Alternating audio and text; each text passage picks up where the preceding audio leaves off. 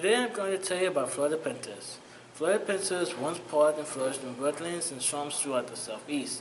When European settlers arrived in the 1600s, the clear-cutting, building, and other human activities that destroyed, degrade, and fragment habitat began, and the fear and misconceptions that led to panther persecution took root.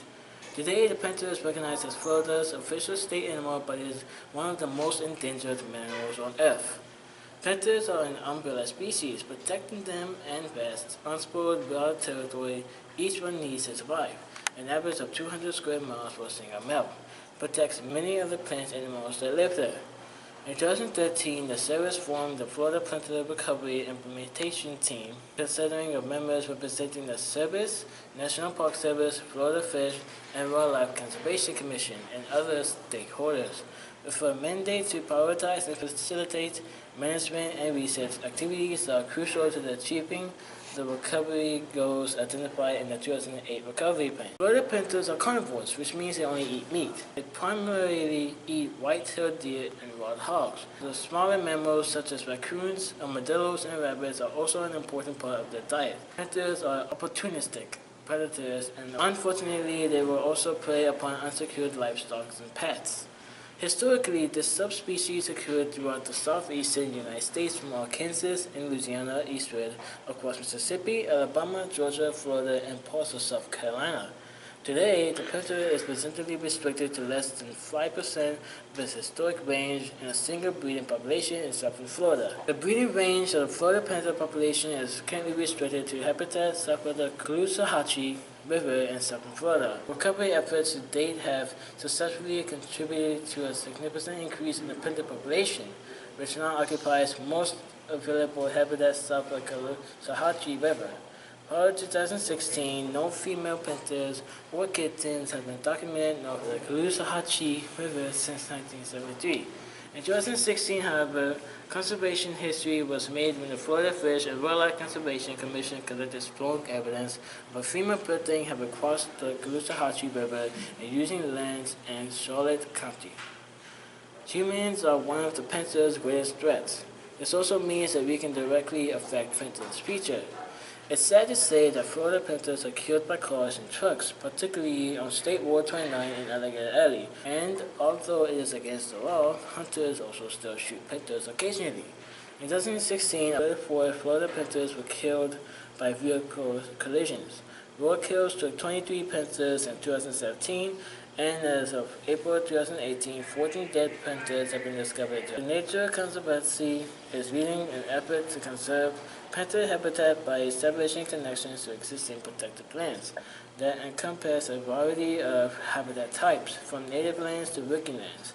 The Nature Conservancy is protecting thousands of acres of pine Florida panther habitat within the Great Everglades, as well as those in the panther corridor near the Caloosahatchee River. Initiated efforts to reduce conflicts between people and panthers with the installation of panther-resistant closures for pets and livestock to serve as demonstration projects for rural residents. Also convinced the National Park Service to build a deer-proof fence around an education center at Big Cypress National Preserve instead of relocating a panther picnicking the area of her 2 kittens.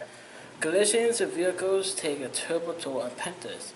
17 were killed in 2009, 16 were killed on Florida roads in 2010.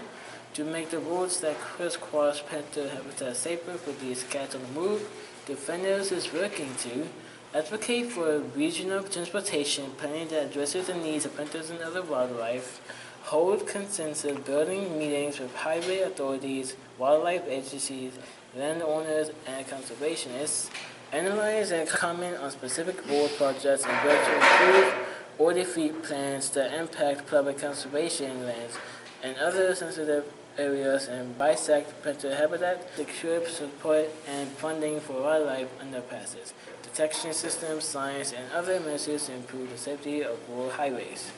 There has never been a Florida panther attacking a human in the history of Florida. Male Florida panthers are roughly 27 inches in shoulder height, 7 feet in length, nose to the tip of the tail, and 130 pounds in weight.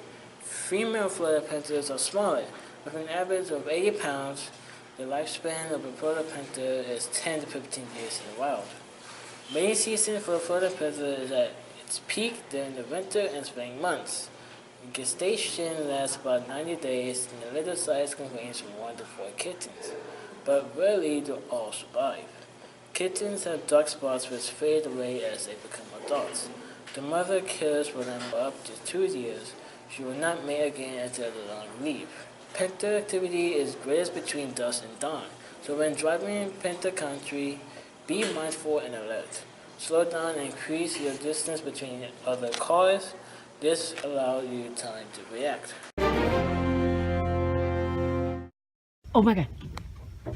Oh my God. The woman who recorded that crazy video of a panther whizzing right by her is speaking out to Inside Edition. It was amazing. Tina Dorshow was taking a stroll through a nature sanctuary in Naples, Florida, when out of nowhere, this panther came right in her direction. It was extremely surprising. I mean, we never ever imagined that we would see a panther and much less have it run right past us. Oh my God.